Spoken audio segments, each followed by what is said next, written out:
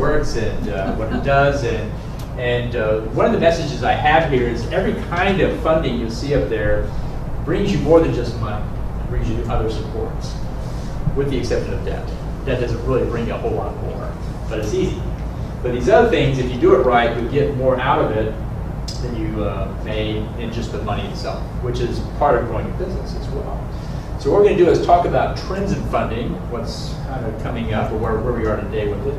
Talk about different sources of funding, that list you saw on the previous page, and then tips about fundraising as well. Before we get into that, what kind of funding are you guys looking for? Let's just go around the room real quick and say what your interest is. You're raising money, not raising money, what you're looking for example. What's your interest in fundraising? I'm not sure yet, so. Okay. How about you? Same, I'm working on 2-3 ideas, but it was always good to know about fundraising. Cool. I am bootstrapping right now, Okay. but people keep saying that when my business catches on, it will explode, and I'm really not sure what to do with that. I want to have some ideas, if I get a lot of orders really fast, how do I scale up? Okay. What kind of product do you make? You and I talked briefly quite a while back. I have a downsizing kit and a downsizing coaching business that I'm working on expanding. Okay, cool. I mean, there's other solutions than these, kind of broad ones, so we can talk more as well. I'm interested in fundraising for nonprofit organizations. Okay. There's a lot of these things apply to nonprofit as well as for-profit, especially in the crowdfunding world. My message is always that the principles of fundraising have not changed, but the technologies and the formats have changed. And that's what we have to go forward with. But the fundamental principles, and we'll bring those up, are still the same for everybody. I'm still dabbling around, nothing concrete yet. But my interest is what is considered that could be financed through funding, what shouldn't be, and I mean just understanding what could be, what couldn't be funded, and obviously how to go about it. So that's where I'm coming from. All right. We'll talk about some of that as well. One of the best ways of funding is what I call customer funding. That is selling the product, and a lot of people are trying to create a software business or whatever, and they're trying to sell subscriptions, and those are all the right things to do, except you need a lot of money up front to get the software in place. And one of the techniques you can use is what I call customer funding, where you go sell a custom version of your stuff to somebody for a higher price, but they're helping you build out your software. So whatever you get a customer to pay for, that comes first. What you can't get them to pay for, this comes second. I'm not sure yet. Cool. Well, let's look into some of this and talk more. If you have questions along the way, let's stop. It's very interactive here as well. So my background is I graduated from YouTube with an MBA. I worked at National Insurance for 24 years, and then started doing angel investing and got into that. And over the years, I started 3 angel networks. I started the Central Texas Angel Network. I started the Baylor Angel Network, and we had a Wilco Angel Network, which we later turned into a funding portal called Wilco Funding Portal itself. And so I now, after the 3 angel networks, I now run 3 different crowdfunding portals, and we help Texas businesses raise funding. And so we worked on the early stage startup for the most part. There's plenty of debt, there's plenty of private equity and later stage funding, but for the early stage, it's a new and changing marketplace, and so we're working very hard on it. So the trends in funding is, number one, there's more sources of capital out there. Some people think there's fewer, but there's really more. There's a lot more out there, and I have a list of 81 of those, and if you're of interest, grab a card afterwards and email me, and I'll email you back the PDF. If I want to have them on the slide, I can read them because they're a little tiny, and we'll talk about them at a high level, but basically there's a lot of sources of funding out there. But the key here is that the amount you get from each source is actually going down. It's getting smaller, so you have to go to more groups, and you have to go to more types of funding sources that are out there. And one reason for that is the web makes it very easy to access more groups, but the money is now spread out. When I was at the Central Texas Angel Network, which we started in 2006, angel investors would bring in, and those are accredited investors. People in the SEC say they can invest in startups because they're very risky. They would bring in a $50,000 check, and they look around the room, and at the end they say, okay, you get the check. Today, they bring in a $50,000 check, look around the room, and they say, okay, 5 for you, 5 for you, 5 for you, 5 for you. And they spread it across more deals. And so that's what you'll find is that the dollars are smaller per group because they're funding more deals and they're spreading it across more, but there's also more sources as well. If I had done this number 81 10 years ago, I think it would have been more like 41. And so there's quite a few more out there. Second thing is, investors back 10 years ago were generalists. When we built the Central Texas Angel Network, we had 50 investors, and they were general business people, and they invested in what we found in our backyard, basically. It's just general investments and so forth. Today, what you'll find is that the investors have become much more narrow in their investment thesis. They come in now and they say, well, the answer is medical devices, and I want to see just medical devices. And so for that reason, as they narrow their interests, they then expand their geography. Instead of just investing around the area, they're now looking across the country for the best medical device deals they can find. And so you'll find that among a lot of these angels is that they're getting much more narrow in what they want to do. Consequently, some angel networks are becoming more specialized. They're going to be just IT or focused, or they're going to be just healthcare focused, or whatever. And there's some efficiency that comes with that. That's why they're doing it. So you'll find that the choices are becoming more specialized in that case. Also, what you'll find is that there's crowdfunding. We'll talk more about that here in a moment. And there's a lot of platforms and different models that are coming out. 10 years ago, there was Kickstarter, and that was about it. And you were just prepaying for something. Today, there's Interstate, Jobs Act, there's equity crowdfunding, and there's a dozen different crowd lending models that are out there. So there's a lot more choices out there. We'll talk about some of those here in a minute. And the last one is that the concept of data analytics is coming up more. Because there's so many sources out there, there are tools that help you figure out which funding sources are right fit for you. I also work in the venture capital space, and there's 3,000 what are called micro VCs. They have a $25 to $50 million fund. There's 3,000 of them out there. I talked to one the other day that they actually fund deals that work for first responders. If you worked with the police or the fire department or the ambulance, they funded those deals, nothing else. And so they're getting very narrow on what they do. And now, so what data analytics does is it tells you where you ought to go to find your funding. So the funding sources that are out there, here's a list of the 81, is there's 14 accelerators, there's 3 crowdfunding portals, there's 16 angel networks, and this is more in the broader area here. There's 5 angel funds, there's 4 what are called revenue-based funds. Have you guys heard of revenue-based funding? The idea behind revenue-based funding is I'm going to invest in your business, and instead of getting an equity stake, you're going to give me a piece of the revenue until I get a certain return back.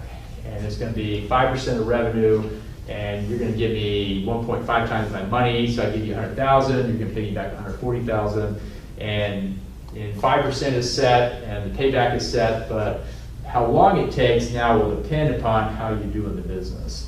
It's better than debt in the sense that it rides a wave of your revenue stream versus fixed payments. So that's how that works.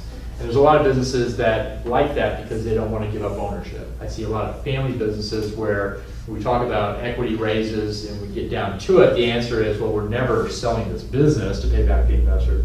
Therefore, equity is not a good fit. Revenue-based funding is a better fit.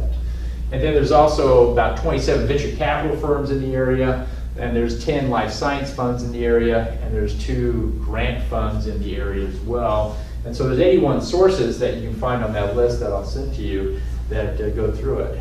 So, and 2 things I always put up there is if anybody ever has anything related to the University of Texas, technology out of UT, they actually have a fund that will help you fund that. It's called the UT Horizon Fund.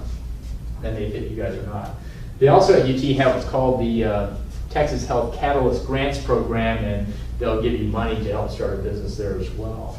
And then the last one, probably not here, but in other places, there's people that are doing cancer therapies and cancer prevention technologies.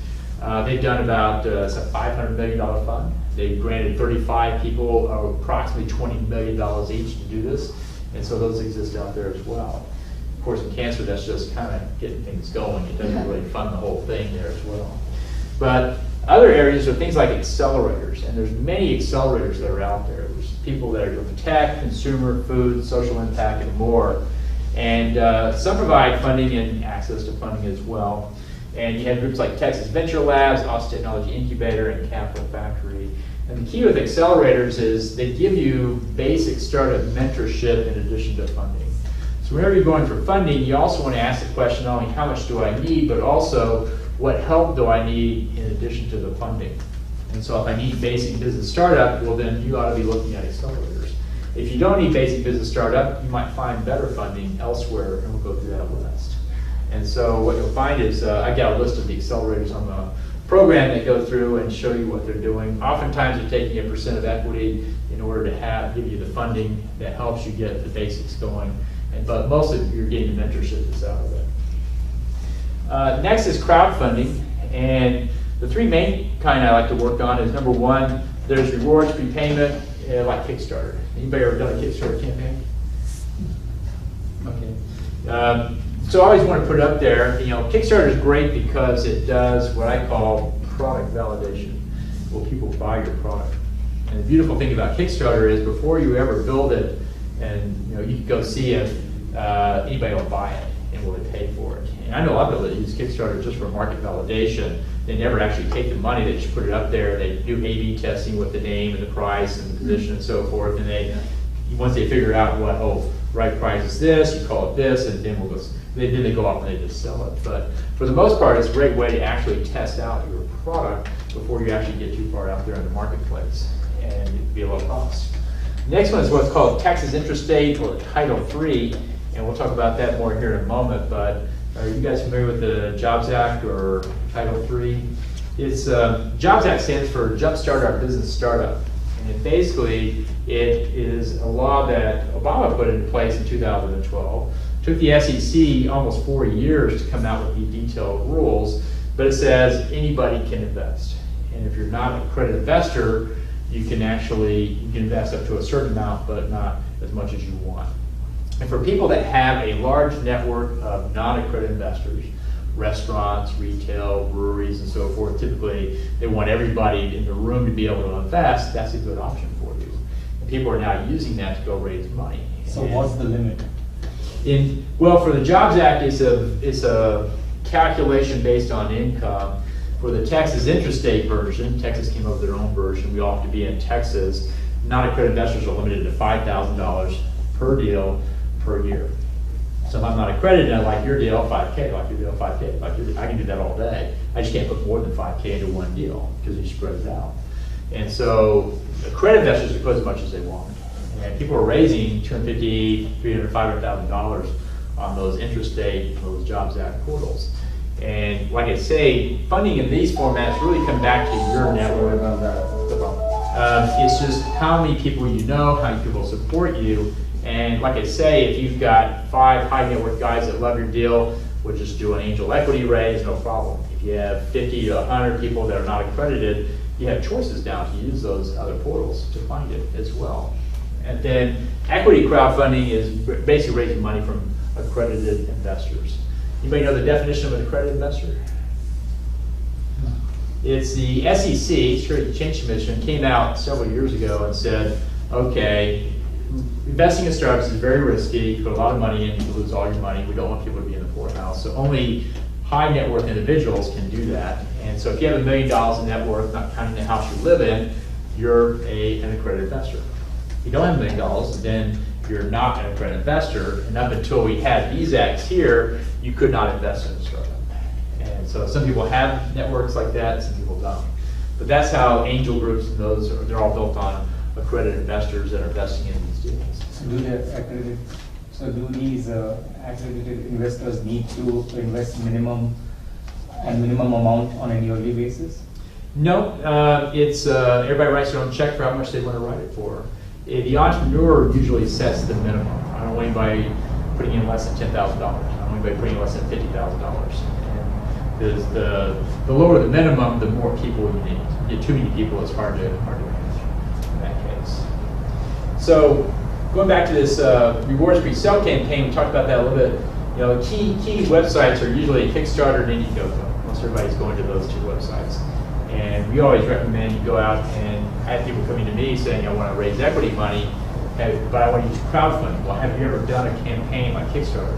Well, no. Let's go do a Kickstarter campaign. Because what you find is, when you go to pre-sell it, is you're going to start to build your customer network. You now have people that are in it. You're going to understand customer requirements. Eisenhower once said, no battle plan ever survives first contact with the enemy. So no business plan ever survives first contact with the customer. Once you start going out talking to customers, it will start to change your business, your price, your model, your position, and that's a good thing, and so forth. And then you demonstrate support for your idea. And the reason I bring that up is when I stand in the angel rooms or the network rooms and so forth, just about every week somebody comes in and basically says in different ways, well, I didn't put any money in. My family didn't put money in. Nobody bought anything. No one invested. Have a deal. And you know, with no one in this thing, you start looking around and saying, well, I don't want to be first. And so they start backing away. And what you'll find is things like these, like reward pre-sales, starts to demonstrate that people are in it. If you say, hey, I put this on Kickstarter, I reached my $10,000 goal in 3 weeks, I oversubscribed to $20,000, well, this is interesting. You have support for your idea. And so these different tools start to do things for you, build networks, as well as demonstrate that there's demand for your product. And that's a great thing to have. They come in and they have never done a Kickstarter, they have put money in, it's just an idea. Well, that can be hard to get funding from people. But people do that, people try that every day. They get very far with it. And so next step is you have things like the Texas Intrastate.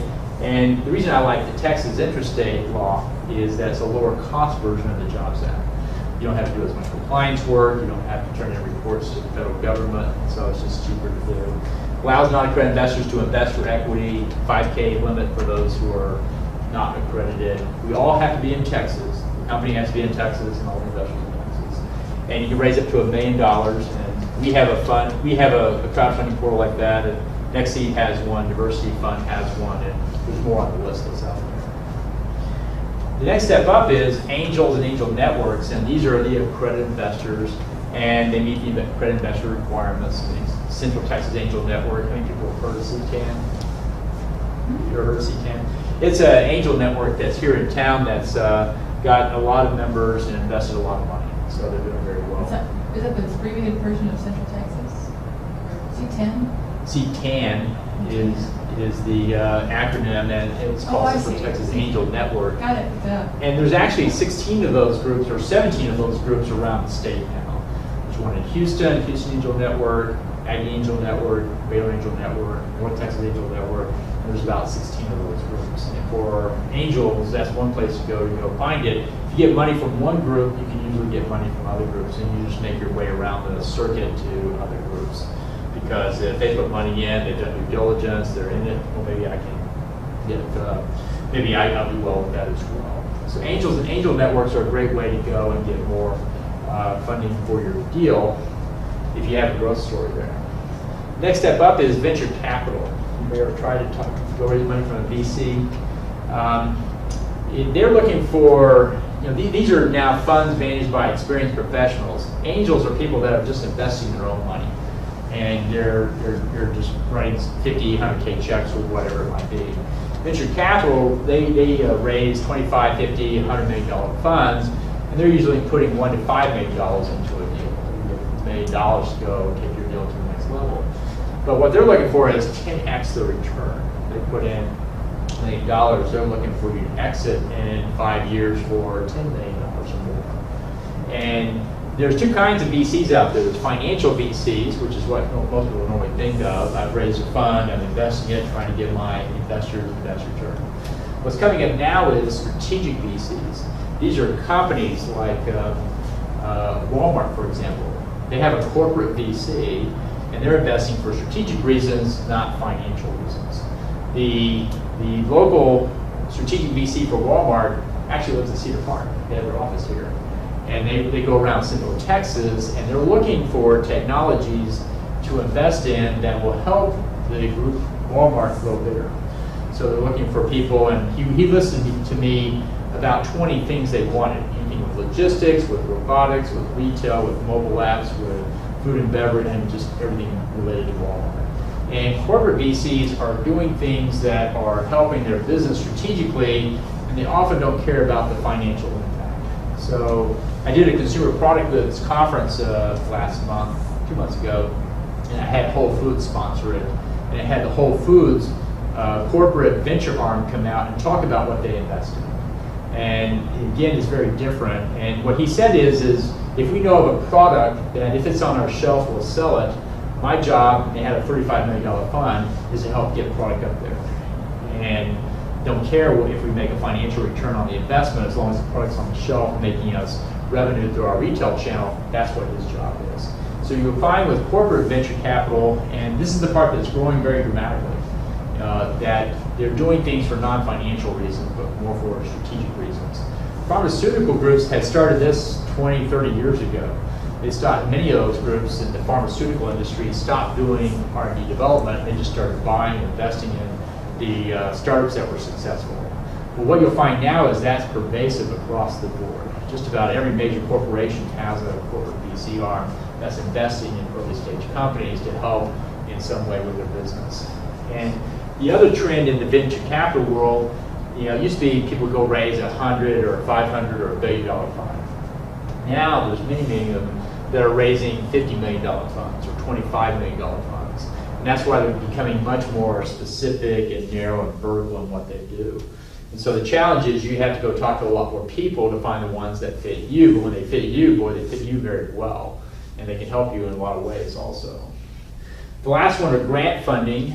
If you ever wanted to go out and get grants, there's still quite a bit of money out there in the space that come, and one of the advantages is it's non-dilutive in the sense that you're not giving up any equity, you're not diluting your shares. It's just grant money that comes in and you get to go do your project with it. You don't have to go pay it back, and typical sources are things like the Small Business Innovation Research Grant. SBIR is the one that most people go to first. And SBIRs come from the government. Basically, every department of the government has to set aside a % of their budget to put out in the form of SBIR grants. I met a colonel in the Air Force last year who said they put out enough money to fund 2,000 SBIR grants a year. And so there's quite a bit of money there to be had. Typically, you get about $1 million for each of those SBIR grants. About 15% of people who apply actually get those. So it is competitive. The National Science Foundation, National Institute of Health, there's a number of grant organizations out there. For the nonprofit, what you want to do is go look at the foundations books. And there is do you know how to go look at foundations? There is a facility in Austin, about 1 block off of I-35 on 11th Street. That is a room that you go into that has a list and a computer set up for all the foundations in the world. And you go in and you type in what you do and how you do it, and it will tell you what foundations have grants for. It's in the same building as the, it's a musical history. A history of music in Austin is what it is, and they share the building. So as you walk up the stairs, you're looking at all these, musicians of bygone eras, and then you go to the top floor, and there's this room with all these computers and books. And like so, Museum of Music Austin Music History.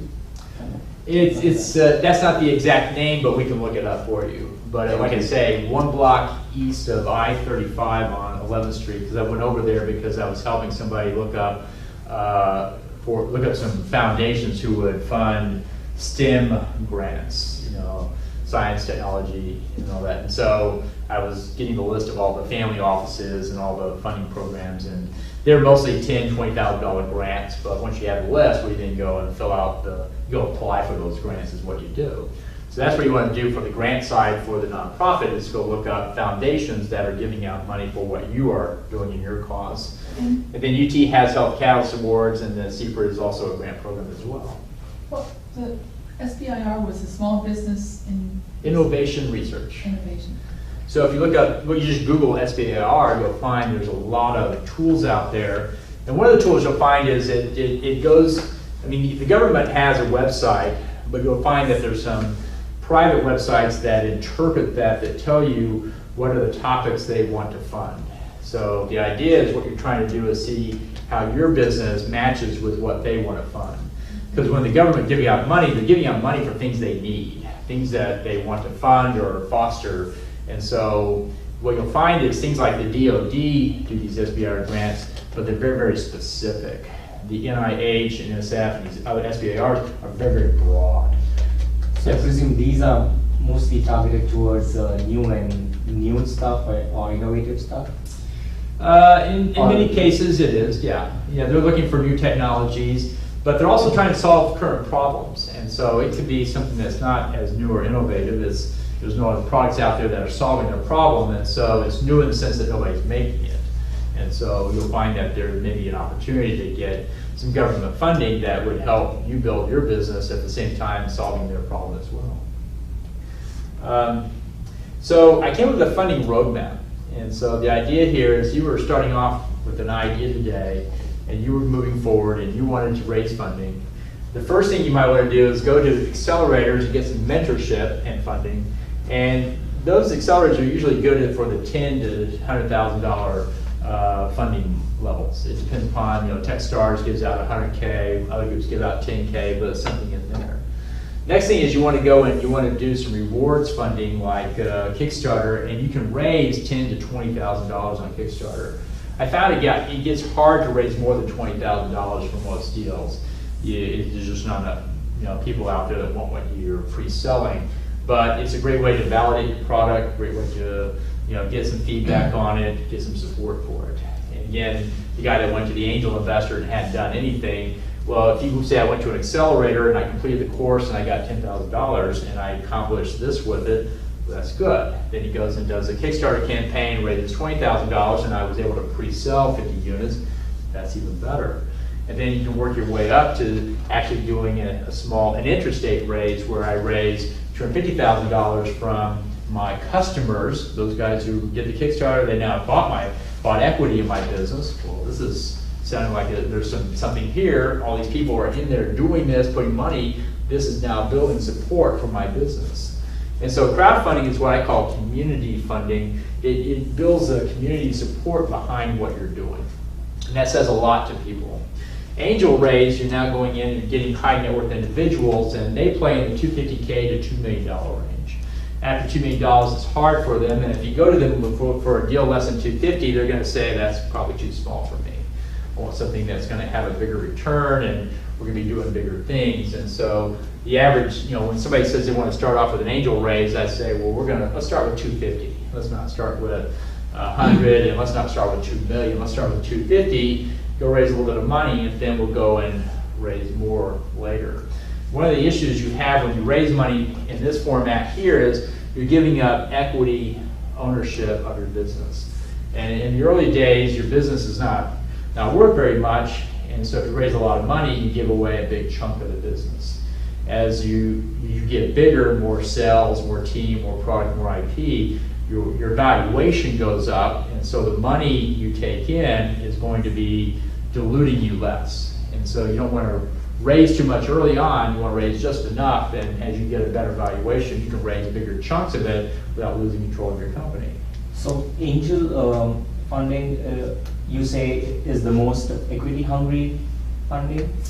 Typically, yes, because unlike debt, angel funding is not secured. And so if you're raising $500K in a startup, you're typically giving up 25 to 30% of your company. And that's a lot. Yeah. So what's the order? Like angel funding is the most equity hungry, then comes VC, or like? Angel and VC are about the same. They're doing about, you can count on giving up about a quarter of your business every time you go take those rounds. Mm-hmm. And so that's why you want to think hard about having many rounds. Is I've seen founders at the exit table basically with 7% of the company left because they've given up so much along the way. So that's why they serve a place. They help grow the business and so forth. They bring other things to the table. But if you do too much of it, then it can be hard to make a good return at the end of the day unless the business grows to be worth quite a bit. Next one is venture capital. what you'll find is there are some venture capital that come in early, like 200, 500K, and what have you. But mostly those guys start at $2 million and they go northward up to 10 or $20 million. That's what they invest in. And it's the same thing. They're giving up 25, 30% of the company. And the challenge with venture capital is it's institutional funding, so it's got a lot more support behind it. It's not people just writing individual checks, it's people writing government checks, basically. And what they're doing is they're trying to get to a very high growth rate. They want a 10x return. And so you have to be on a fast track to grow. Then you have these grants funding over here where the government's putting it in. And basically those are in the $250 to $1 million range. SBIRs are $1 million, and there's other groups that are doing grants on a smaller level that's out there that can come in along the way. So, the tips for fundraising is when you go out to raise money is the first thing you want to do is prepare your investor documents. Before you ever go out, go put an executive summary together, a pitch deck, 5-year financials, and a pitch video. When I say executive summary, you guys know what I'm talking about? It's basically a one-pager of your business. And notice what's not up there, the 50-page business plan book. Back in the day, we could write a 50-page business plan book and we document everything that's going on. There was just one problem with that. Nobody reads them. And they're not going to read them, I'm not going to write them. And so what I found is if you do a one-page exec summary, and then basically the pitch deck is the story version of your business. It's, how did I come across this? I had this problem, I went to find a solution, I couldn't find it, I created my own. Other people started asking me to buy it, and so I made a business out of it. And you have your story. And some investors like the story version better than the executive summary version. That's why I have both of them up there, but fundamentally it's the same information that's on those. The 5-year financials are 5-year financial pro formas. What does this thing look like? And this is what stands in for the 50-page book. The idea is now we're going to model out in a forma all revenues and all expenses. And what investors get out of that is how fast are we planning to grow the business, when do we go cash flow positive, when do we break even. And so I started looking at how you might model out a 5-year financial. And a lot of investors judge your deal based on those 5-year financials. And what they're not looking for is accuracy. You said you're going to sell 50 units, you sold 50 units. That's not what they're looking for. What they're looking for is your knowledge of the business so that if you think hiring a person is going to cost $100,000, but that person is really a $200,000 person, then that tells them you don't really know your business. If on the other hand, you can actually model it out and say, the person I want is going to cost me $120,000 that I know I'm going to hire. Okay, well, we now know the business. And so it demonstrates your expertise in the business, and you understand how much you're really going to sell, what the cost of it is. And the value of that, again, it's not do I hit the number, but let's say I sell 50% of what I thought I was going to sell. Does my business model, do I know how it's going to impact my business model? How much negative will I be on the bottom line? What do I need to cut in order to keep from closing the doors? And it just demonstrates you know your business very well. You know the model very well.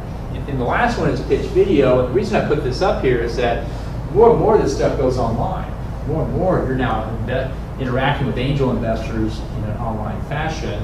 And in an angel group, when we started C10 10 years ago, if I were selling, if you were the investors and I was the company, I would come in and I would basically stand up here and have a 10-minute pitch. Well, now you're engaging a lot of these investors through online means, and that 10-minute pitch is now a 2-minute pitch video on the website. And what you have to do is be able to say the same thing in about 2 minutes. And one thing about video is that it brings a lot of new values to the table. You can go show a picture of the problem you're solving, splice in customer testimonials, you can have a pitch explaining what you're doing and how you're doing it, you can demonstrate the problem. So there's a lot of advantages to the video, but it is greatly compressed. You don't have, sometimes from my portal I get people who hand me 45-minute pitch videos. And I say, well, I hope you told them all the good stuff in the first 2 minutes because that's all they're watching. They're not watching a 45-minute video. So start thinking about, as I said before, principles of fundraising are the same. You have to build a network, you must have support for your business, you must go through the process of raising the funding, but now instead of having 50-page books and having live presentations, you now have documents that go online, you have pitch videos, And so the formats are changing, and the key to it is you have to be good at that sort of thing and start to master that. Next one is prepare your network. What you want to do is build a list of investor prospects.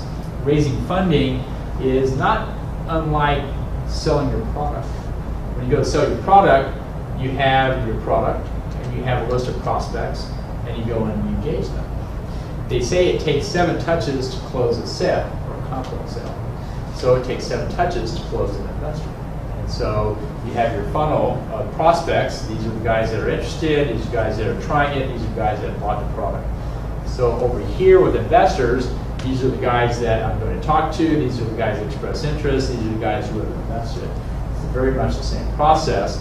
It takes 7 touches over here. I go and introduce it. I go back and do another demo. I go give an update. And finally they buy it. Same thing over here with the investors. You have to do the process. So many people treat investors different from that. They go and they pitch once, and if they don't see a checkbook coming out, well, that was a failed pitch. Sorry. Well, no, they say, well, they're not interested. Well, my message is they don't know if they're interested or not. They're still trying to figure out what they got. And it takes several peeling back of the layers of the onion before people start to get a sense of what this is and what the questions are. And then they make the decision, yes, I'm in, or no, I'm not. In the early days, they don't quite know what to ask, and so they don't say anything. And so a lot of people misinterpret that as lack of interest. And of course, we have to demonstrate that we have a growth story.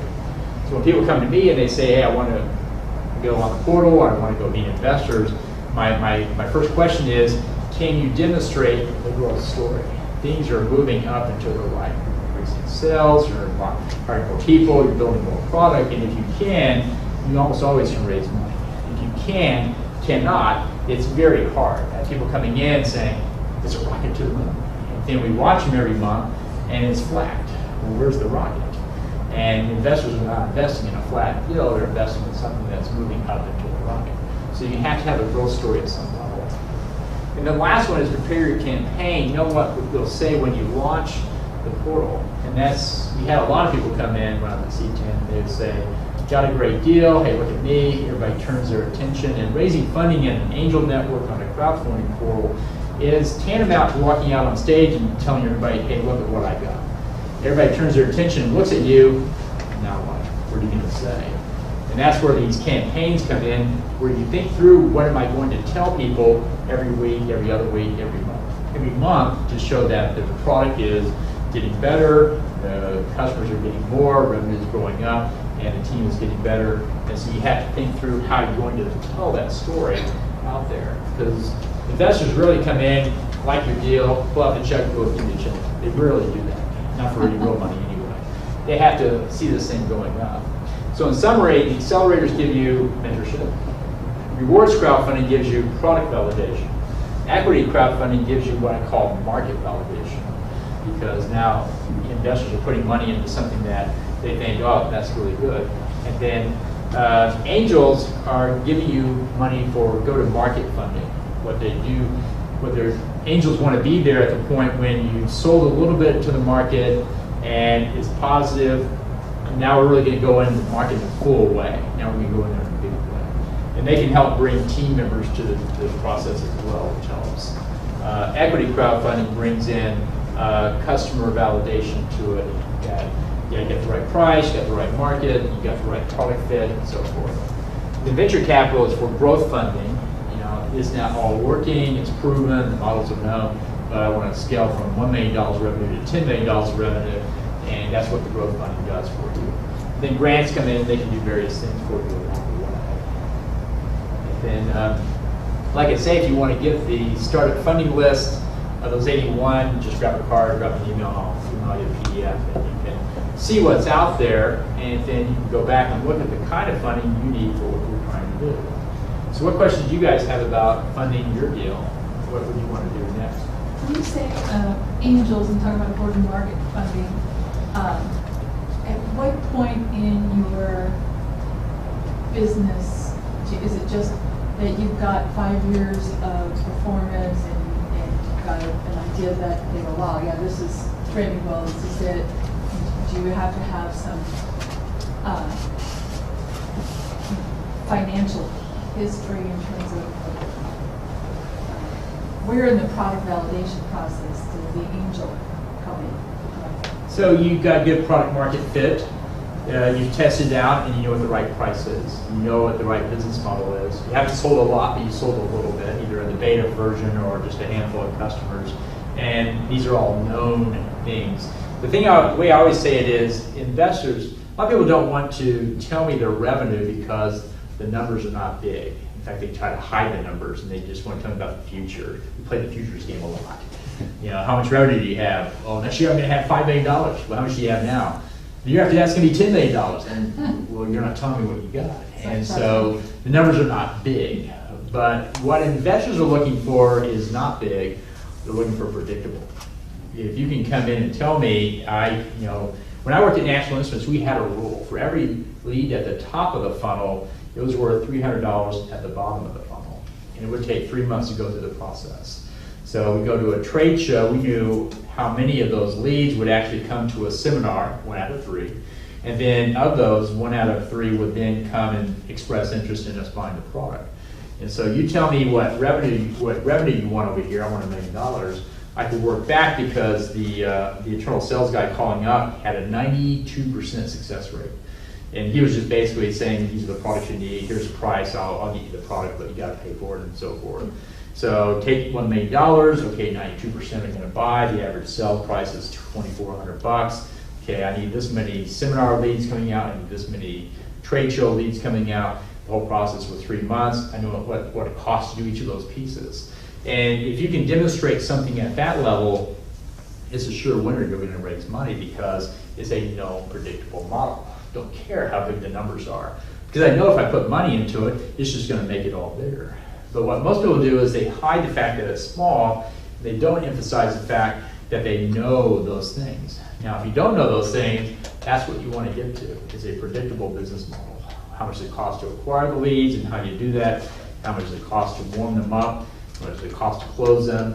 Then how much does it cost to keep them happy, support and upgrades and those type of things. So think along the lines of a sales funnel and what do you know about your business today and what do you not know about it? And that's what you want to go and start building out is what those different pieces are and then demonstrate that it works. Not with huge volumes, because you don't have the money for that, but with enough volume that you can actually show a funnel saying this is how it usually works. And with software, the model is pretty much the same. You get people interested, they do a demo or a try and buy, then they buy one version of the product, then they sign up to be a recurring customer. And those are kind of the 4 stages. And if you can get 2 or 3 or 4 people working through that, you can then start to measure time and dollars to do that. That's what investors are looking for. Don't care if it's 100 customers, 3 or 4 or 5 is all I need to know. But I need to know you have a process route that is repeatable and predictable. What was the other question you guys had?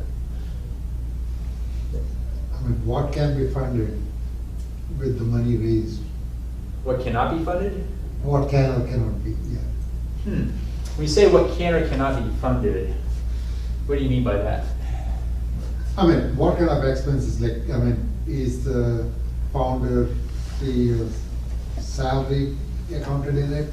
Or is it only the hires? Or is it the lawyer fees accounted in it? I mean, that's what I'm trying to. Sure. So the thing you want to do, and I see often in a fundraise scenario, you always want to put down the use of funds. And oftentimes people put down their salaries. Okay. Most of what you're doing is going to have to pay somebody to do something. But what investors want to know is money in is business values out. I give you money, how many leads are you going to generate? How many sales are you going to close? How many products are you going to build? How many team members are you going to hire to do those different things and so forth? So you never want to say salaries because to your point, people, angel investors start to envision lavish salaries for CEOs and so forth. And what they're really trying to figure out is what business values can you get out. So one of the techniques you want to use here is a lot of people take 10K out of their pocket or they get 50K from family and they put it into an account and they then go start the business. And anytime you raise money or you collect money and put to the business, you want to identify what that is and what you got out of it. And so and people don't want to do that usually because the numbers aren't big. I pull 10K out of my pocket, put it in my bank account to start my business, that was only 10K. But what I always say is that's a good proxy for how you invest money or how you deploy money. And so if I did that, I'd say I put 10K in an account. I was able to build a prototype version of my product. I was able to get 2 team members lined up with me. I was able to get a provisional patent filed, and I was able to sell 2 customers with it. So you give me money, I'll give you business results. Then my family gave me 50K, and I was able to turn that product into a final shipping product. I was able to hire 1 more person. I was able to file 2 more patents. I was able to close 10 customers worth $50,000. Well, this is starting to sound like an interesting story because money in is business values out. And that's what you want to explain to them. Again, the dollar size is not important as much as that conversion rate is what they're all looking for. And so that's what you want to do is start to, whenever somebody says I raised $1 million and now I'm raising another $1 million, you know, astute investors are always listening for what happened to the first $1 million. What did you do with it? And some people are very good about explaining that. Other people are not good about explaining that. And one of the keys with pitching angels or other investors is you have to articulate it in order to get credit for it. So if you don't put it out there, I have revenue, investors are thinking you have 0 revenue. So if you don't mention it, in an investor's mind, it does not exist. So if you have revenue, say you have revenue, otherwise you're walking out the door saying, too bad you didn't have revenue.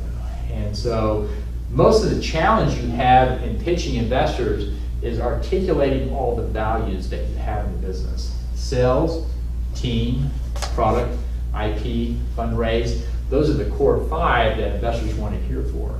What they don't care so much about is how big the market is or how it's growing or how competitors fell down. And the reason they don't like that is because you're not in control of those things, you're in control of these things. They want to know what you're doing. You know, are you closing sales? Are you hiring good team members? Are you building good products? Are you raising money? And you're in charge of that, so looking very hard at the specifics of what you're doing, not what is going on in general in the marketplace. And so that's why you want to focus on those things and go through your business with those set 5 things and start asking, what things do I have in my business? What values do I have in my business that I want to put out there? Same thing with nonprofits. Think about the work that you're doing, think about the team you've built, think about the service you're offering, think about these other things, and write down very clearly what the values are in that business or in that nonprofit, and make that clear to your donors that money that was donated to you was giving you good values in your organization. Which kind of like overwhelms me about my project because it's very intangible in many ways. Like what I'm really like dreaming about is like a world culture center where you can just like have like an umbrella for people from different backgrounds in the world to kind of like get together and like share knowledge with the community about music and art in general. So I feel like it's hard when you are like on the culture and art business because it's hard to show investors like a revenue that you can actually like put on a number. You know what I mean? The benefit for the community is many of the times is like on the long term and in ways that you necessarily can like put on numbers. Mm-hmm. So you may want to start with activity metrics. When I was at National Instruments and we started a brand new business unit, we really didn't have big revenue numbers and we didn't have customer ROI results. We didn't have all that stuff. And so in the early days, we'd just do activity numbers. How many people got trained on the product, how many people got exposed at a trade show, how many people came to the conference, and we just use activity metrics because in the early days, you don't have revenue metrics or not meaningful ones anyway. So you want to start off with activity metrics, and at some point you want to put numbers into it because that speaks a lot to investors. If I stand up and say, hey, I got a great product, it's better than the competition, well, that's one thing. If I stand up and say, hey, my product, it saves you 30% on your cost compared to the competition, that's much more impactful because now I have a number. I'm now an expert because I know my numbers. I'm actually tying to specific values that are tangible versus I'm better. because everybody's better, but how much better you are says a lot about you and your product because you're much further along. So while you may not have revenue and the usual things that go with the for-profit businesses, you can still go out and talk about the number of people that were exposed to your message, came to your conference, signed up and engaged in your workshops, and demonstrate in an activity format how much activity is going on. At some point down the way, you would try to get to other metrics that would go with your deal. Because in the end, they're going to look for something a little more tangible to know that $1 in is X result out. And we have to figure out how to go do that. One thing to do is go look at other nonprofits to see how are they communicating their results to donors. One of the metrics that they use in the nonprofit world is what percent of the donated money goes to administration versus the actual work. And some groups are very good. It used to be the magic number was 92%. If 92% goes to the work, then you are an efficient machine and you were doing well. Someone once said the Wounded Warriors, I think maybe 21 cents on the dollar actually went to Wounded Warriors. The rest of it went to administration. And they had a lot of things going on there for sure, but that's a metric you can put your hands on that says we're an efficient operation if you had just that number. And maybe you're better than 92%, we'll see. One thing you can look at here in Austin, there's a group called Mission Capital. So it's missioncapital.org. Mission Capital. Mission Capital. So they used to be a group called Green Lights, and Green Lights used to basically train nonprofits on how to be better at what they do. What they're doing now is Mission Capital has kind of changed their focus, and they're really focusing on, it's kind of a new generation of people that are investing in nonprofits, or that are putting money up for nonprofits. They're a little bit more mission oriented and want to see results for the money that they're putting in. So you've got a lot of these millennial generation folks that have a lot of money and they're putting it up and saying, well, okay, I'm giving you this, but I want to see something in return. Missioncapital.org. So it's a great resource here in Austin especially. Thank you very much.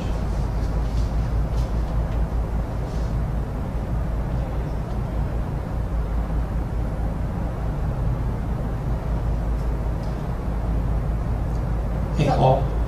Yes. What would be, so I'm thinking from our world here, as we're training folks to go out and look for these type of things, what's a good resource as far as learning maybe how to pitch investors, get some training in those type of basics?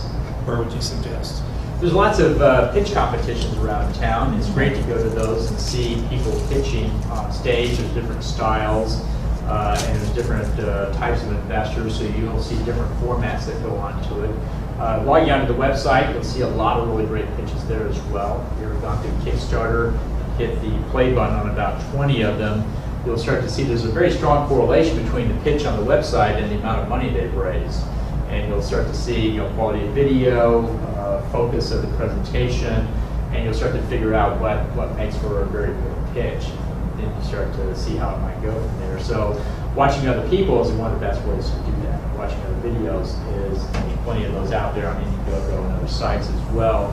Trying to get a sense of how they communicate what you hear, what you don't hear, what questions they answer, what questions they don't answer. And it can be a little bit of a challenge because no matter how much time you give somebody, it's never enough.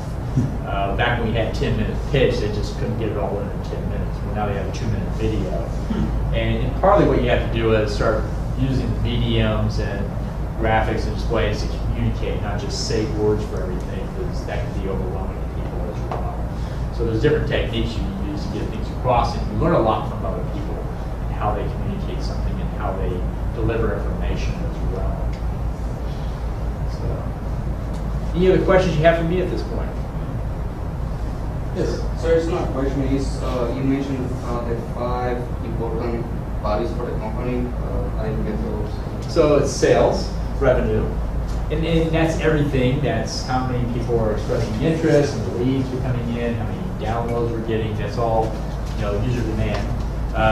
Team, who's on your team, And in fact, a lot of investors, that's the first thing they look for. Who's on the team? Do they have the right skills? Do they complete? Do they know what they're doing? Do they have industry experience?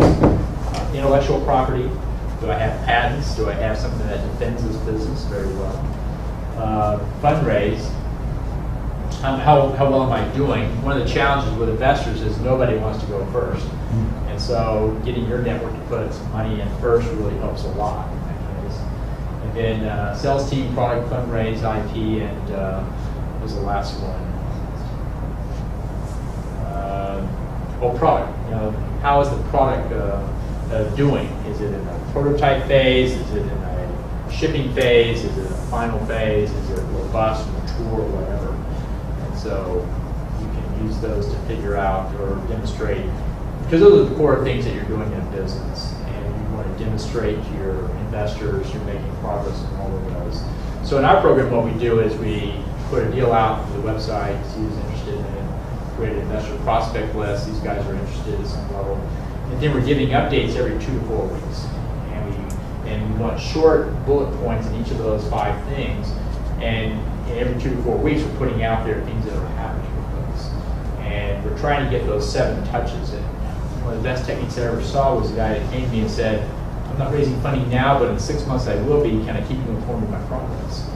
Well, yeah, let's see what's going on. And the beauty of that is there's no pressure. I don't have to make a decision to invest, but he's telling me he's going to do that in 6 months. He's going to start a raise. And then what he does is every month he gives me an update. Sales team, product, fundraising, IP. And I'm watching this thing and I'm seeing it grow, mature, develop. Wow, it's good business. And I've got my 7 touches in. I've educated them on it. I've demonstrated I can do it. And then in 6 months when it's time to do the fundraise, you go back and say, well, I'm ready to raise my funding. And at that point, he's got all these people, usually he's got 10 or 15 or 20 people on those lists looking at this thing, who I'm ready to raise my money. You're now well ahead of the game. When the fundraise starts, it's a lot easier because I've prepared my investors for it. So in Kickstarter and crowdfunding, the secret there is you see these guys that go on the Kickstarter campaign and raise my money in 5 days. Well, how did they do that? Was because it was just a superstar product, or was it just a great team, or what was it? Now, the answer was they started 3 months in advance and went around to people and say, well, you put money in, yeah, you put in 500, okay, I put your name down, 500, we put in 200. They build the prospect list before they ever go live on the campaign. And the rule behind crowdfunding is you want to raise or identify 10 to 20% of the raise before you ever go live. And one of the reasons you do that is when you go out to people and say, hey, I'm going to offer this for this price, will you do it? If everybody's saying, no, I wouldn't do that, well, then you're going to have to go change something. Change the product, change the price. But now you're offering the price and product, people are starting to say, yeah, I do that. Yeah, I do that. So, okay, well, now we're in the game for that. And you keep a list of all these people that are saying yes, first name, last name, email address, and how much. And when that adds up to be 10 to 20%, you're ready to go crowdfund. If you don't have that list, you're not ready to go crowdfund. So once you go live on that website, you got to get some momentum going on. If I ever put a deal on my website that had 0 funds raised from day 1 and a week later to 0, it's going to be 0 a month later, 3 months. Nobody's going first, because having to go up 0 means nobody's interested. Not even your network's interested. And so that's why when you put it up on the website, in 2 or 3 days it pops up 20-30%. It's because they have their network go and say, yeah, I'll do it. And when you put it on the website, you go email everybody, okay, it's live now, you can put your money in. And then here comes this big rush. It's not because somebody just discovered a great product, it's because you've pre-sold it, so to speak, and primed the pump to get it going. And investors don't want to go first, so if I don't know you, and then I'm looking for you to get your network involved in it, and then, hey, I'll join in as well. So that's how that works, and why you want to go out and prime the pump before you start raising money is you can test it, and you can build that list, get those touches in, and then it's easier when it's time to go raise the money itself. Cool. All right, great. Well, thank you guys for coming out. Appreciate your time.